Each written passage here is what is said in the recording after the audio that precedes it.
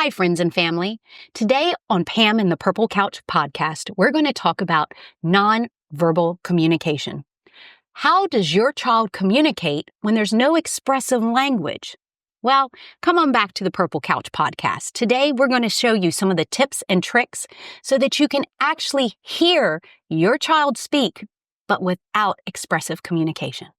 Welcome to Pam and the Purple Couch podcast, hosted by Pamela Furr, with our co-hosts, Dr. Manny Rodriguez, Missy Owen, and Loki DiPristo. Together, we're going to dive deep into topics such as education, neurodiversity, autism, and applied behavioral analysis. Remember to click subscribe today so you don't miss out on any future episodes. Hi, friends and family, and welcome back to Pam and the Purple Couch podcast. Today, we're going to be talking about nonverbal communication. Mm-hmm. What's it like when your child doesn't have the use of their words yet? I say yet because you just may not be hearing them. They may not be using the language you're used to, but they're talking to you. They're communicating with you. And today, we're going to show you some of the tips and tricks that will open up the windows of availability to your child. So guys, we see it all the time. Yep. The nonverbal kid that comes in, and sometimes that's 3 and parents are worried. That's 4, that's 7, that's 8, that's 12, 14. And we've had high schoolers that have come into our Transitional Living Academy with still no verbal communication as teenagers. Yep. And Loki, you've experienced that working with the children. Yeah. As a teacher, you've been able to see now it's extremely different. I'm going to say different because it's not hard when you have tools to understand a child who doesn't use vocal expressive language. Right. And we say that because they will communicate with you sure. because I'm telling you, They'll as tap you all know. signs. Exactly. They'll look at things. Or they'll scream at you if you do it wrong. Yeah. Or if they need something, they're going to make sure you know it. We have some of our kids in early intervention that it's that pitch. It's all about the pitch. It's like, I don't know how to say, hey, Missy. But man, do I know that tone just to get right that will get your attention and you will come running. Yeah. And as parents, I think even as babies come into the world, you hone into your child. You know that cry, Manny. You know each one of your kids, the different tone, the different pitch, and you know when they're in need. Yep. And that doesn't mean that I'm going, hey, Manny, I need your help over here. It could be as easy as Well, and it's always been interesting as any parent that's out there, right? You are okay with it when they are an infant, when they are a baby, right? Because they don't have vocal language. Yeah. They don't speak words, right? They just make a bunch of sounds, goo goo gaga, screaming, yelling, right? So we're comfortable there. It's there's a certain point where we're like, okay, they're at an age where they should have some vocal language. And I'm using that term, it's an ABA term, because verbal behavior is both vocal language and non-vocal language, right? Vocal language is just expressive language, it's words. Non-vocal language is still behavior, it's still verbal behavior. Absolutely. But there comes a point, it's that age, 2, 3, 4, where we're like, no, they should be speaking. They should be using words. What's going on? And so parents start to get overly concerned sometimes. Absolutely. And they let that take over as opposed to stopping and paying attention. Okay, that's where my kid is right now. How do I learn how they're communicating? Talk about stressors. That is a big point. Huge. We need to make sure our parents understand. Developmental growth is independent on the child. Not Johnny's brother started talking at 1. Johnny should be talking now because Susie down the street was already talking by the time when they were 2. It's like potty training all Just over. like your mind. It depends on the child. Yeah, sure. And I know in your book, like you talk about when Loki first spoke. Yep. And it wasn't until I think it was 5 or 6. Yes. Right. So I can only imagine what you were going through as a parent, similar as our parents that we work with every day. They're staring at their child and all they really want is to hear some word, some language, some vocal communication. And all the while they're probably, some response to hi, or I love you or something like that that's endearing and emotional and all that connection. But then more often than not, what they're doing is they're missing out on all the communication that is happening. Absolutely. That scream, that screech, that yell, that cry, that's all communication. And not knowing it in that term. When we were going through it, there weren't BCBAs readily available. You know, in the book, I talk about how that was still experimental treatment. And our birth to 3 representative was like, I'm not really supposed to tell you this. This is secret therapy. You know, I know we laugh about that, but it's still, even in today, when we were just talking about, you know, insurance not covering other therapies that could help your child bring them out into the world. Loki did. There was a lot of communication. Even though he had, when I say communication, meaning words that people outside of our house could understand. Right. There you go. That's and I think that is very important. Your child is talking, but they're talking in your own, it's like twins. Yep. You know, we've had triplets. Manny's got the twins now. They speak their own language. Oh, yeah. They have this telepathy, and we can talk about that too, because there's a lot of research being shown now. I know Loki, he waves out on this one for me, because we start talking about the actual superpowers. You know, there's a lot of research coming out now where parents of nonverbal, meaning expressive communication language vocally, are communicating telepathically to the parent in different rooms. Oh, wow. So I can't wait to see how that research expands. Cool. And we will bring it to you here on the couch, because that is definitely my jam. Again, superheroes, superpowers, and what are our kids doing? Think about people that lose a sense, one of our 5 senses, and the other senses become more stronger and they become apparent to make up for that. So Loki, in his own right, when you were not expressing your language like everyone else, he was still very independent. And we went through PECS, did the whole, you know, the pitching, bring it to me, mom, you know, because there was no communication. Fetch it, Exactly. We tried sign language. We thought he wasn't learning it. I'm going to let that all. So parents, if you think that your child is not listening because you are using communication that they can't reciprocate, you are so wrong. We were actually in his pre-meeting, meaning there was no IEP, but this is when all the coordinators were together. You know, so like when the birth to 3 team comes together and wants to have the powwow with how well your child is progressing. His speech language pathologist, his occupational therapist, and developmental pediatrician, we were all having a powwow at the kitchen table. Do you remember this part? Do you remember us talking about it? So Loki gets up, goes to the refrigerator while we're having the meeting, opens up the refrigerator, didn't find what he wanted, slams the refrigerator door. We all, like parents, you know, look, like, okay, what did you do? Now, the child wouldn't use sign language when we were teaching it to him, okay?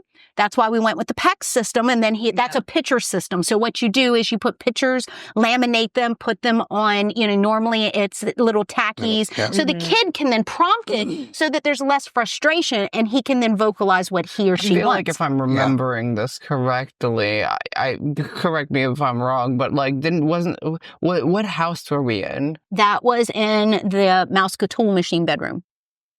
Yeah.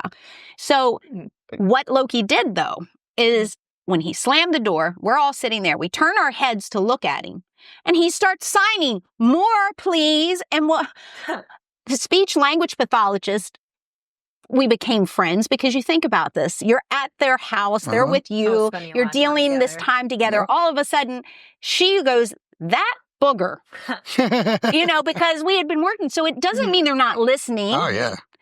But what I have found in multiple years now in this field, and I'm sure you all have, our children that are neurodivergent are very aware of where their delays may be.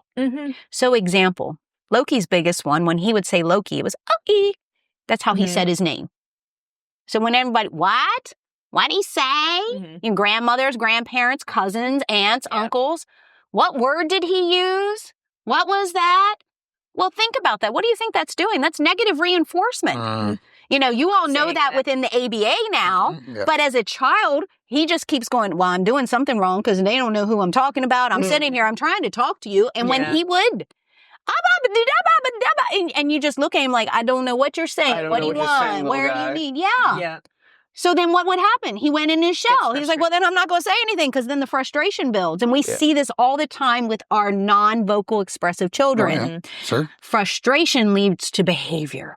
So parents, we've got to talk to you today about what are some of the tips that you can do when they don't have that vocal expressive language. So I have a couple that I would love to just toss out there, and because it's some that I think is starting to really both resonate with our parents in our early intervention center, but also even our RBTs are starting to do it. So it's two parts. One is focus on receptive language. So what is receptive language? It's the ability for somebody to receive information and carry out whatever the action is. So clean up, pick up, bring me this, say hi, give me a hug, all these variations of whatever. They're carrying out some type of action.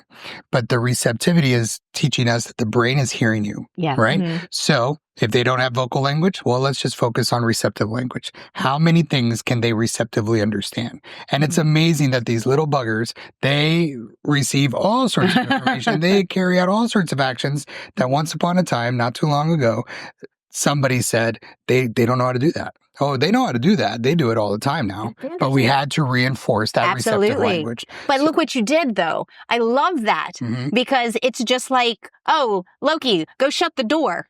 Okay, here I go. But won't say anything, But he still At the shut the same door. time, though, because he's not expressively, vocally going, okay, mom, he still understands the concept. And that's when we talk about parents.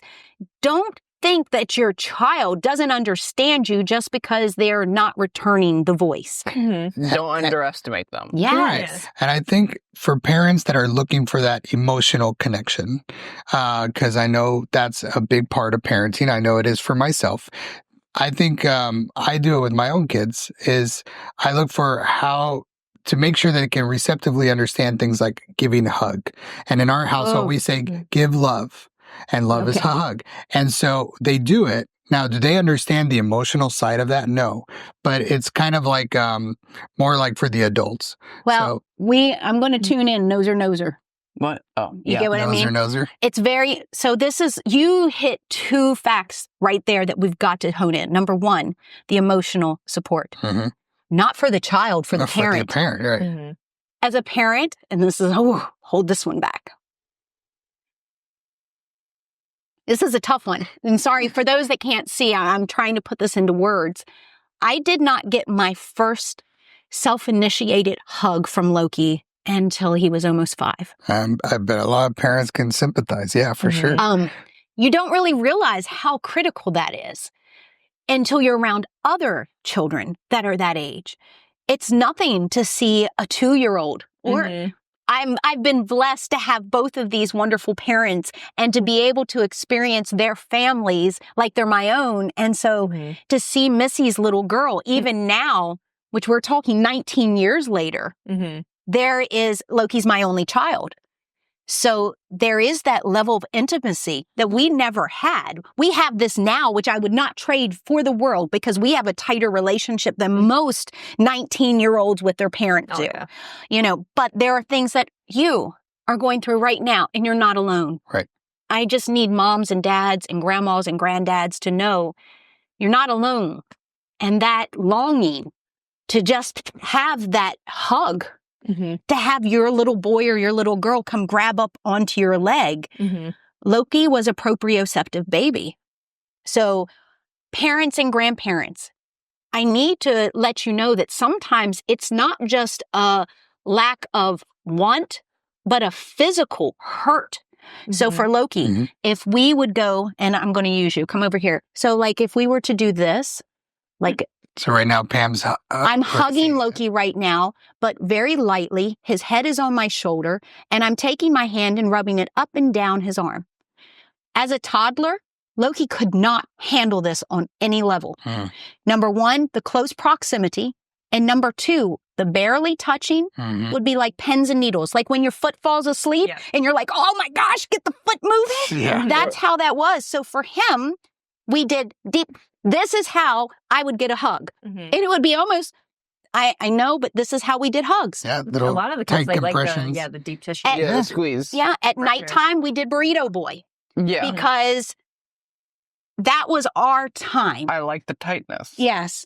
So for parents, if you have a child who is not sensory seeking for the emotional response, meaning the hugs, a good thing to do is wait until bedtime. Mm-hmm. At bedtime, you have two things going on. One, you have the child that's, I've already ran my whole day. I got all this energy, but I'm really tired. We know what that is. That's I'm fighting sleep. How many of you all have had that one? Oh, sure. You understand. The toddlers, when we hear about the terrible twos. Okay, the terrible twos aren't really the terrible twos, the terrible threes. That's not it. It's bedtime.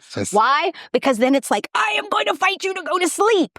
Use that at your advantage, because that's also when they want to listen to you the most. It's when all of a sudden they have the most energy. So like a baby, where they teach you to swaddle the baby, you can do that with a big blanket. We did it with a comforter, and we made a joke out of it. And I would tell him, it's burrito boy time. And we didn't get hugs, but I could wrap him up in that blanket. And then once he was cocooned, where he felt secure, then I could snuggle up beside him. And that was our time. And we couldn't do kisses. So we came up with this thing called noser noser. And it's where we would do Eskimo kisses with our nose, because he couldn't handle the sensation on the cheeks or anything like that. And the biggest part, just like with the nonverbal communication, was explaining this to the other family members.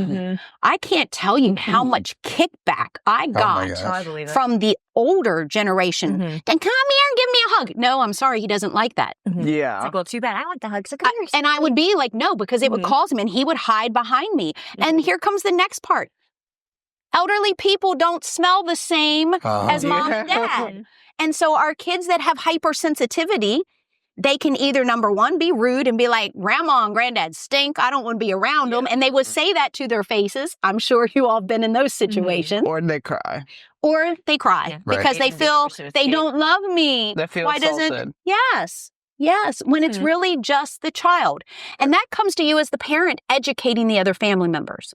But like we found ourselves here on the purple couch, let me be the first one to tell you, it's okay to tell those family members to kick That's it. right. Absolutely. Yeah. You're there to represent your child. And your child is going to be different than any other grandkids, any of the other cousins, any other brothers or sisters. They are independent in themselves. And when they do not have the vocal expression to advocate for themselves, you as the parent must. Okay. So now, go ahead. Are we done with that conversation, or are you going to switch to a new one? Because we're all talking about nonverbal communication. So what do you have? All right. I would like to say, skipping forward probably like a few like 10 years into the future, nonverbal communication, even if you've developed the skill of going verbal, some kids like myself also just sometimes just like flip the switch and decide to go nonverbal for like a few hours. And this isn't in a sense of saying like, oh yeah, no, I have a problem and I'm going to be mute for like an entire day. No. Sometimes when kids get really, really, really exhausted, they get to the point on where they're focusing on the one thing that they want, and that being their own relaxation. Cool. I would never thought of that. You just blew Manny and I away, because there is a thing besides autism called selective mutism. Okay? We see it hand in hand with autism a lot. I was going to bring up the point in Las Vegas. Okay. In Vegas, we were spending so much time trying to get a good burger and find a good burger joint. Yes, I remember this. Do you all remember this? Yeah. To the point where I just decided I'm not going to just talk anymore. All I want is a burger. You know, honestly, that's really, Loki, I never put... No, it wasn't even a burger. It was just steak. Yes. We were looking for food. We were looking for food, really real good food. that you wanted. So of all places, and you know, it's great he brought this up, because I never would have thought about it. We were in Las Vegas at a conference. We actually took Loki with us because it was talking about reforming education. And so what better way than this is proof of the pudding, you know? And Loki's a preference eater. Y'all like how we did that? Not a picky eater. He has a very set of preferences to what he likes to eat. And in Las Vegas, of all places, we were having a really hard time. And all he wanted was a really good, just burger with cheese, the steak burger. Yes. And that's, well, he didn't really care at that point. He's a carnivore. So he was like, look, I just want, give me some red meat. I don't want all of the salad and the fixin' and the dressings and all that. No, just plain. It became like, find good breakfast. No, it wasn't good breakfast. That's fine. We can skip out on breakfast. We could get because breakfast, all there literally was just like a croissant. That's it. Lots of carbs. There were so much carbs in the hotel that we needed to find something that wasn't like had the digestive system of a tractor. But then it became, okay, we're going to get dinner. We're going to get a burger. Okay. We tried going to, I think like it was a Five Guys or a Steak and Shake. In-N-Out. We're not sponsored. We just, this is just reality. Just go to Vegas. You'll see it. Then we went to an In-N-Out, and then their burgers were smushed and their fries were soggy to the point where we just left it on the table. And then we went to an entirely different steak place. Yes, it wasn't until Bobby Flay. And then he found his burger. Cuisine. I think we had to go by like 4 different diner places. But that makes a good point, because what happened is that instead of Loki expressing himself, even when he, like, 'cause this was only, what, 2 years ago? A year ago? 1.5. When he was able to communicate. But I decided not to. Correct. I used Notepad. Yes. And he told me, he was like, I'm done. There was so much around him, so much in his environment, and he was shut down. He's like, I'm shutting down. I'm not talking. And so I was like, are you okay? Yes, I'm fine. I just really am upset because and so this was him all of this going within.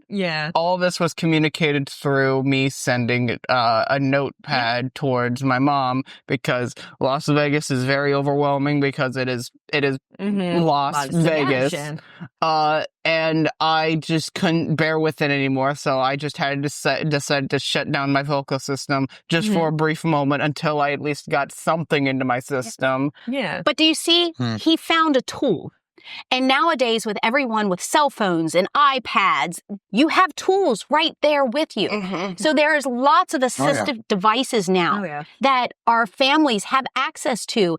And if we went 20 years ago, my goodness, even 17 years ago. If your child knows how to type and yet doesn't know how to speak, they can use Notepad and just type out what they want or need without using any verbal. You mentioned the PECS system, the picture exchange communication. We have a new app we found. It's free. It's called Let Me Talk, and it's PECS. It's got some generic things, right, for communication. We got a bunch of our RBTs and our kids using it now, and you could also take pictures of things that are the kids and load it, and then the kid can tag for that. Oh, this is amazing! And those are. I mean, it's free. There's no cost to it. It just, you got to know what to look for. And if you're looking for some way to have the child communicate their wants and needs and preferences and things like that, but just don't have the words for it, that's a good tool. Well, what we'll do for all of our listeners, if you send us an email at info@PamelaFurr.com.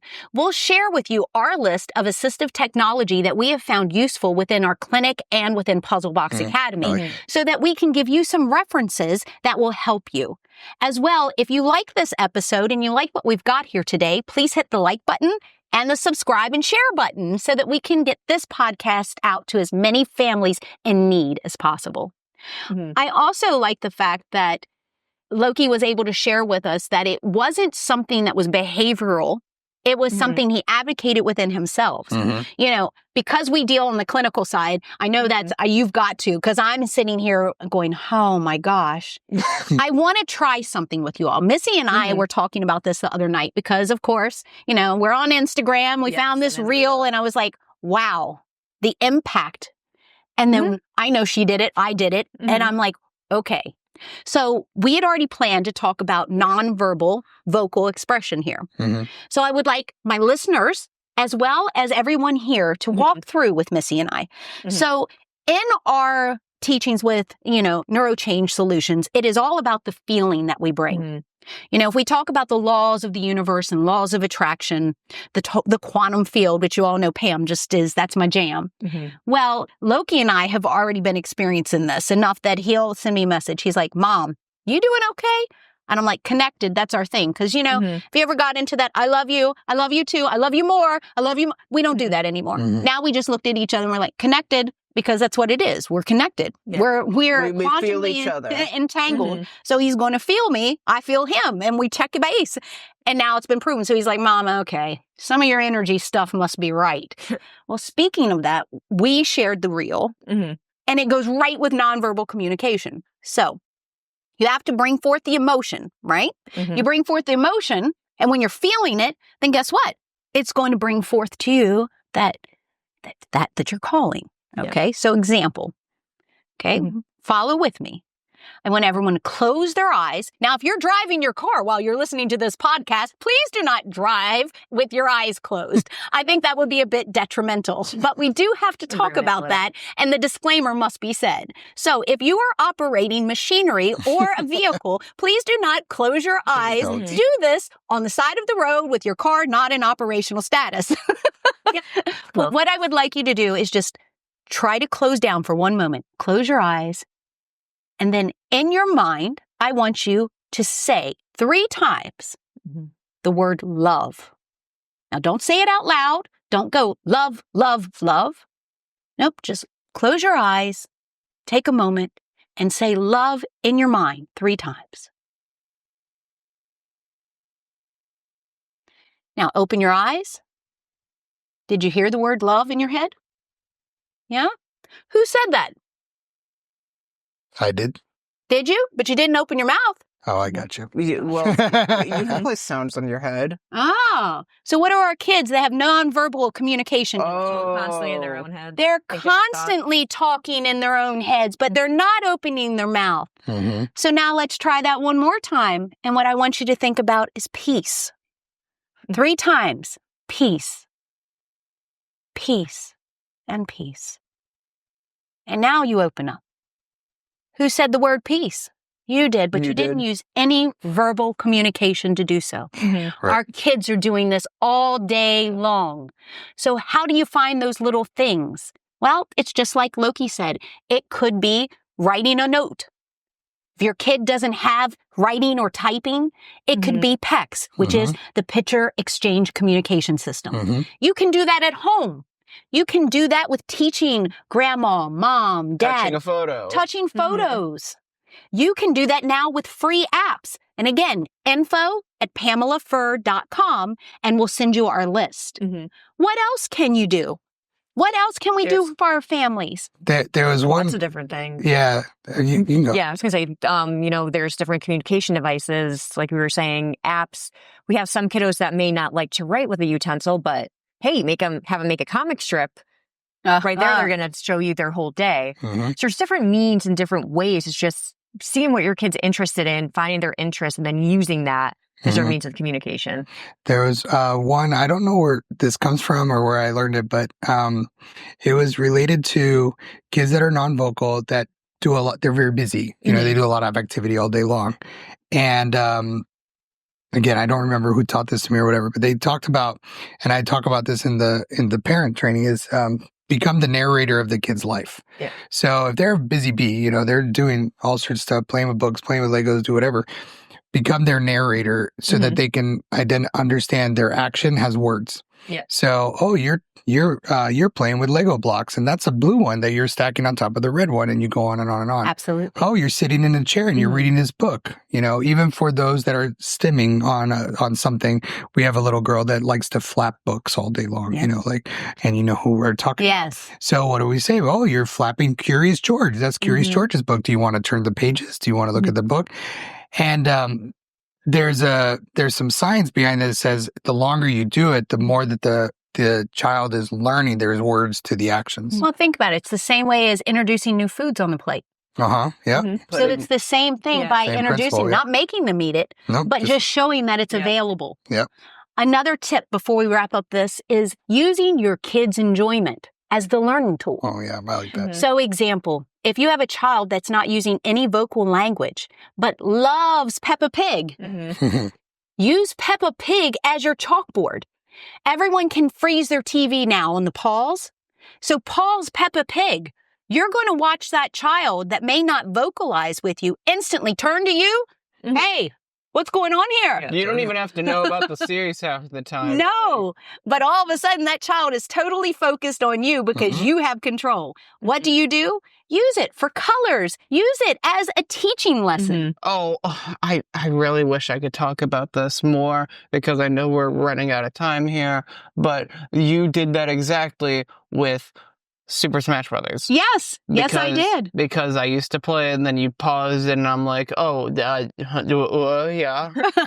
It pulls them back to you. But what does that also do? It encourages them to engage in something that they already are fixated on. Right. So parents, from our purple couch to your home, next time, come back and join us with your tips, tricks, questions that you may have for us. Share with us your experiences here on Pam and the Purple Couch podcast. Till next time, bye.